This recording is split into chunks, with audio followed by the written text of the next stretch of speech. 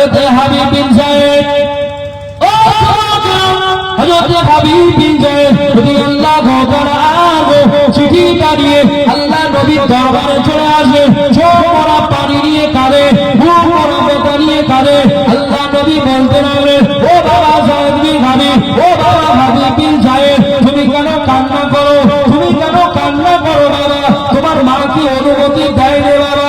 হাবিব বিন যায়েদ বলে, ইয়া রাসূলুল্লাহ, হাবিবাল্লাহ, ইয়া রাসূলুল্লাহ, হাবিবাল্লাহ, আমি হাবিব বিন যায়েদ, আজকের আমার কান্নাটা দুঃখের কান্না নয় হুজুর, আজকের আমার কান্নাটা আনন্দের কান্না। আনন্দ কেন? মা অনুমতি দিয়েছে, আল্লাহ নবীও অনুমতি দিয়েছে, ও জানে শহীদ হতেই হবে, তারপরেও বলছেন আমি যাব, যা হয়।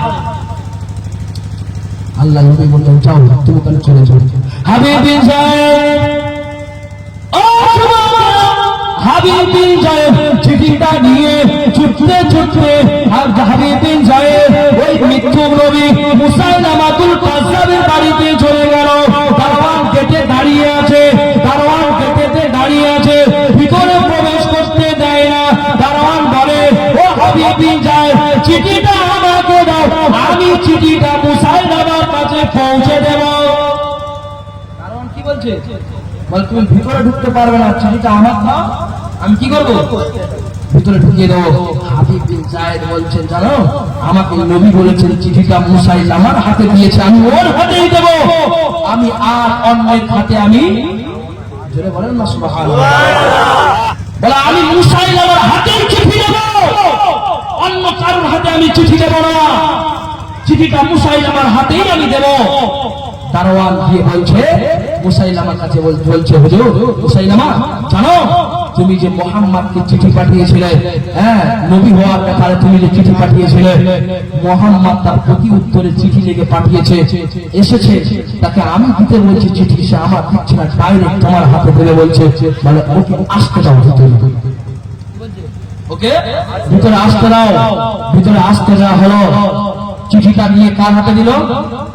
মুসাইলামার হাতে দিল। মুসাইলামা চিঠিটা নিয়ে চিঠিটা পড়লো, আর চিঠির মধ্যে যেখানে তাকে বলা হয়েছে মিথ্যুক নবী, কাযযাব নবী, মিথ্যাবাদী নবী, মুসাইলামা না, তুমি নবী নও, তুমি মিথ্যুক, এই জমিনের মালিক কি হবে, নবী কি হবে? ইউরিসুহা মান ইয়াশাউ মিন ইবাদি, আল্লাহ ঠিক করবেন নবী কে হবে, নেতা কে হবে, এই জমিনের মালিক কে হবে, তুমি কোথাকার কে?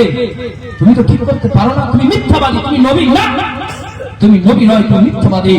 যখন এইগুলো দেখলো মুসাইলামার রাগে পুড়ে একেবারে গায়ে জ্বলন সৃষ্টি হয়ে গেল। চিঠিটাকে নিয়ে এইভাবে ছিঁড়ে ফেলে দিল। বাবা, যে চিঠিতে নবীর দস্তখত আছে, নবী লিখেছেন, আর সেই চিঠিটা ছিঁড়ে দিল কে? মুসাইলামা। আচ্ছা বলেন, হাবিব বিন যায়েদ কষ্ট পাবে না? কষ্ট পাচ্ছেন হাবিব বিন যায়েদ, এতটা কষ্ট পাচ্ছেন যে আজকে আমার নবীর লেখাকে এইভাবে অপমান করলো। হাবিব বিন যায়েদ কি করলেন? যে চিঠিগুলো পড়েছিল একটা একটা একটা একটা করে তুলে এক জায়গায় করে দিল। জোরে বলেন সুবহানাল্লাহ। যেমনি এক জায়গায় করে দিল, মুসাইলামা বলছে, এ হাবিব, যে চিঠিতে আমাকে অপমান করা হলো, সেই চিঠি আমি ছিঁড়ে ফেলে দিলাম, আর তোমার এত বড় সাহস কি করে হলো তুমি আমার সেই চিঠিগুলো তুলে এক জায়গায় করলে? কে বলছে? মুসাইলামা বলছে। হাবিব বিন যায়েদ বলেন, ও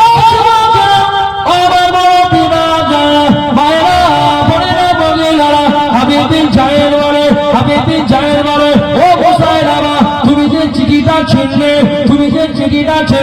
তুমি কি জানো ওই চিঠিটা কার হাতের লেখা? তোমার কি স্মরণ নয়? তোমার কি জানা নাই? মুসাইলামা বলে, এই চিঠিটা তো মুহাম্মাদেরই লেখা, আমি তো এই জন্য এই চিঠিতে আমাকে মিথ্যাবাদী বলা হয়েছে, এই জন্য চিঠিটা আমি ছিঁড়ে দিলাম, আমি এই চিঠিটাকে ছিঁড়ে ফেলে দিলাম, আর তুমি সেই চিঠিটা তুলে এক জায়গায় করলে। ও হাবিব বিন যায়েদ, তুমি কি বলবে মুহাম্মাদের প্রতি তোমার কি ধারণা, তুমি বলো। মুসাইলামা বলছে যে চিঠিটা আমাকে মিথ্যাবাদী বলে হয়েছে, আমি ছেড়ে দিলাম, আর তোমার সাহস কি করে হলো তুমি সেই চিঠিগুলো এক জায়গায় করলে? এখন তুমি বলো মোহাম্মদের উপরে তোমার ধারণা কি? কে বলছে? মুসাইলামা বলছে, বলে ধারণা কি বলো? তোমাকে এক্ষুনি দাঁড়িয়ে দাঁড়িয়ে মুহাম্মদকে মিথ্যাবাদী বলতে হবে, আর আমি মুসাইলামা আমাকে নবী বলে মানতে হবে। জোরে বলেন নাউজুবিল্লাহ, আরো চিল্লে বলেন নাউজুবিল্লাহ। কাকে বলছে? হাবিব বিন যায়েদকে বলছে, মুসাইলামা তোমার সাহস তো কম নাই, যে চিঠিতে আমাকে অপমান করা হয়েছে, তোমার এত সাহস আমার বাড়িতে থেকে, তোমার কি খেয়াল নেই তুমি এখান থেকে যেতে পারবে না, তোমাকে মেরে দেবো, তুমি যেতে পারবে না, আর তোমার সাহস কি করে হলো তুমি ওই চিঠিটা এক জায়গায় করলে? এখন বলো মুহাম্মদকে এখানে দাঁড়িয়ে মিথ্যাবাদী বলতে হবে আর আমাকে নবী বলে মানতে হবে, তুমি কি পারবে? ওই সময় হাবিব বিন যায়েদ বলছেন, এই মুসাইলামা, এই কাজ্জাব, এক্ষুনি আমার কাছে তোমার চাইতে বড় মিথ্যাবাদী, তোমার চাইতে বড় মিথ্যুক আর কেউ নেই। জোরে বলেন সুবহানাল্লাহ। কে বলছে? হাবিব বিন যায়েদ বলছে। কাকে? মুসাইলামাকে।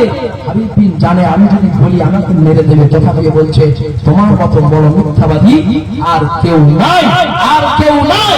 আরেকটা কথা তুমি শুনে রাখো মুসাইলামা, আমি হাবিব বিন যায়েদ বলে দিচ্ছি, আমি হাবিব বিন যায়েদ জানিয়ে দিচ্ছি, তুমি এখানে আমাকে যদি মুহাম্মদ সাল্লাল্লাহু আলাইহি ওয়াসাল্লামের ব্যাপারে কোন কটু কথা বলো, কোন খারাপ ধারণা করো, আমি হাবিব বিন যায়েদ আমার কান পর্যন্ত পৌঁছাবে না। সুবহানাল্লাহ। এটা জোরে বলা গেল না? সুবহানাল্লাহ। বলছে আমার মুহাম্মদ সম্পর্কে তুমি যদি কোনো কটু কথা বলো আমার কান পর্যন্ত পৌঁছাবে না। এই যেই না বলেছে, এবারে বলছে তুমি ভালো করে দেখো, তোমাকে কিন্তু মেরে দেওয়া হবে, তোমাকে কিন্তু আক্রমণ করা হবে, অত্যাচার করা হবে, তুমি ভালো করে ভেবে চিন্তে দেখো, তুমি এক্ষুনি তোমাকে মুহাম্মদকে মিথ্যাবাদী বলতে হবে আর আমাকে নবী বলে মানতে হবে। আল্লাহর নবী সাহাবী হযরত হাবিব বিন যায়েদ একটাই কথা বললেন, এ মুসাইলামা আমি তো তোমাকে বলি না মুহাম্মদ সম্পর্কে তুমি যা কথা বলবে, যা খারাপ ধারণা করবে, আমার কান পর্যন্ত পৌঁছাবে না। আরে জোরে বলেন। হাবিব বিন যায়েদকে মুসাইলামা বলছে, দেখো তোমাকে একটা দিন সময় দিলাম, একটা দিনের মধ্যে তুমি যদি শুধরে না যাও তোমাকে কিন্তু আমরা মারবো। হাবিব বিন যায়েদ বলছে, মারো কোনো দুঃখ নেই, শরীরে রক্ত এক ফোঁটা জিন্দা থাকার পরেও যতদিন পর্যন্ত শরীরে এক ফোঁটা রক্ত থাকবে আমি হাবিব বিন যায়েদ নবীকে মহব্বত করি, মুহাম্মদকে নবী বলে মানবো, আর তোমাকে মিথ্যাবাদী বলে মানবো। রেগে যাবে না? মুসাইলামা রেগে যাবে না? মিথ্যুক নবী নেবে যাবে না? রেগে যাবে না? রেগে গেল, বলে আচ্ছা যাও একে একদিন সময় দাও, একদিন সময় দাও, এ যদি শুষে যায় ভালো, তা না হয় একে মারা হবে, একে কাটা হবে। হাবিব বিন যায়েদ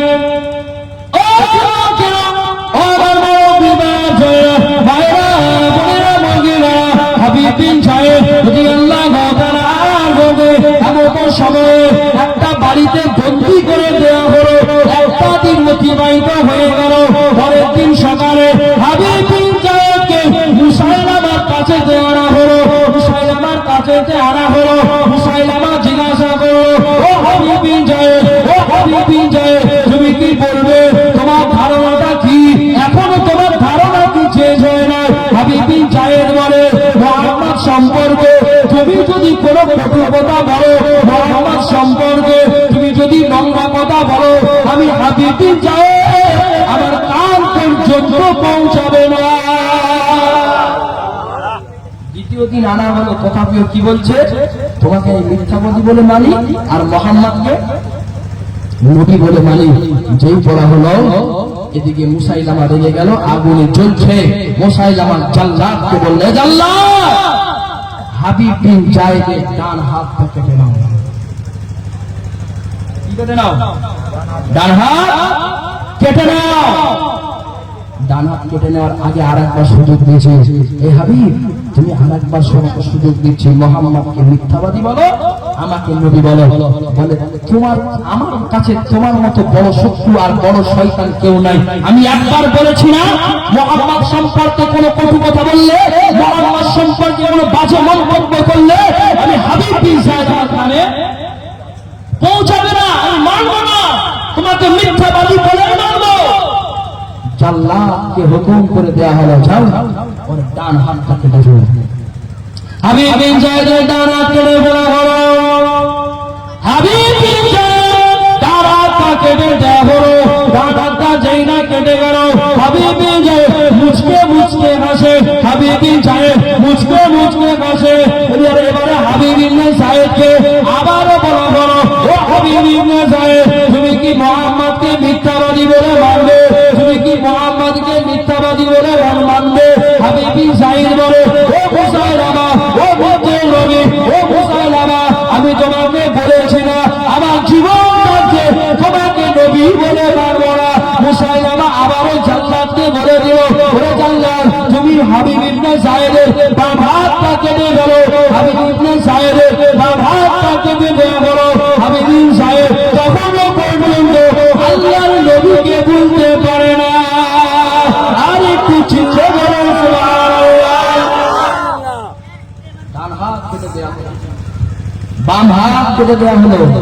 তখনও পর্যন্ত বলছে, আমি সত্যবাদী বলে মানি একজনকে, কাকে? আমার নবীকে, আমার রাসূলকে।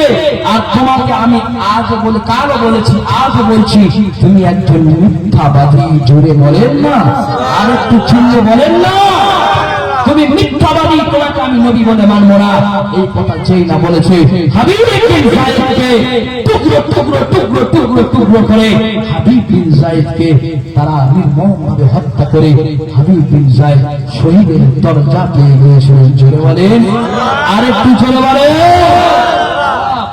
এবারে আপনি বলুন, হাবিব বিন যায়েদ কি জানতেন না যে আমি ওখানে যাবো আর আমাকে শহীদ হতে হবে?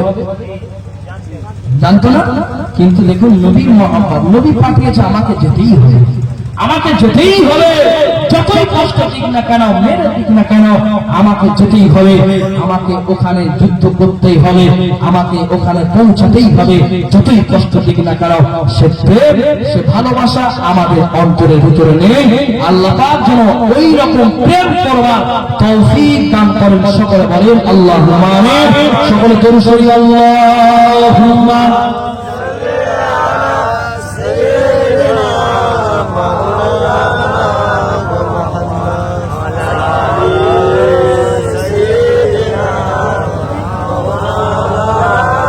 اللهم صل على